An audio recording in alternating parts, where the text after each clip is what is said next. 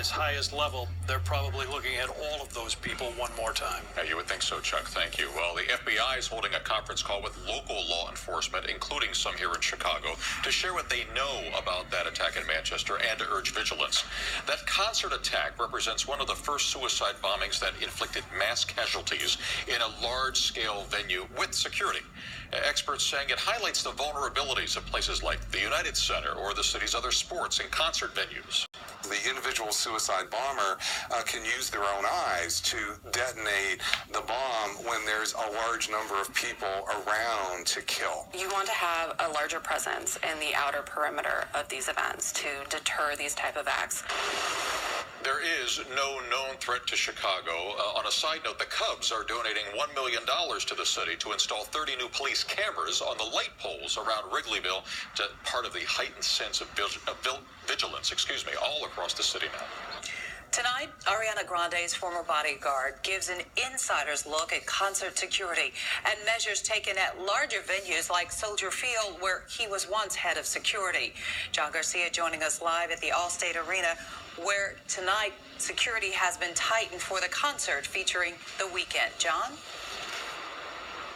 Absolutely, Cheryl. In fact, that bodyguard tells me that one of the most alarming aspects of this attack last night is that it's not something that security would have anticipated. In fact, there is generally a pretty large security presence, like here at Allstate Arena tonight, before a show.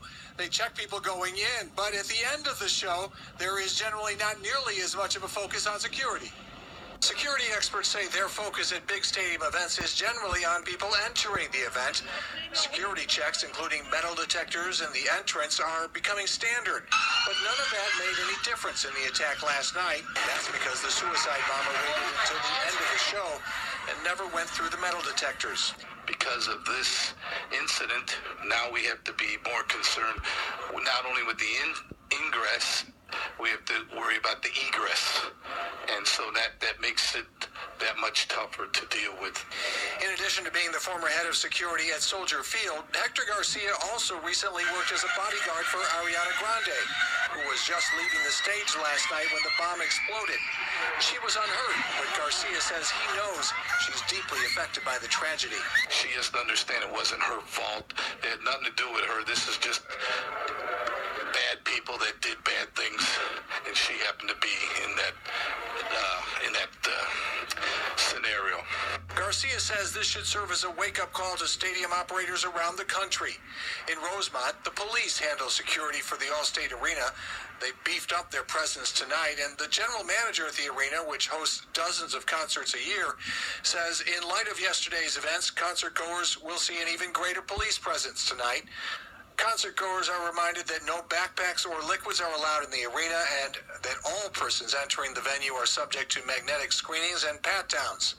That starts with tonight's show starring The Weeknd. Oh, I've always felt pretty safe, because there's so much security and stuff, but it's still, every time we go someplace, there's always, in the back of your mind, you think about that.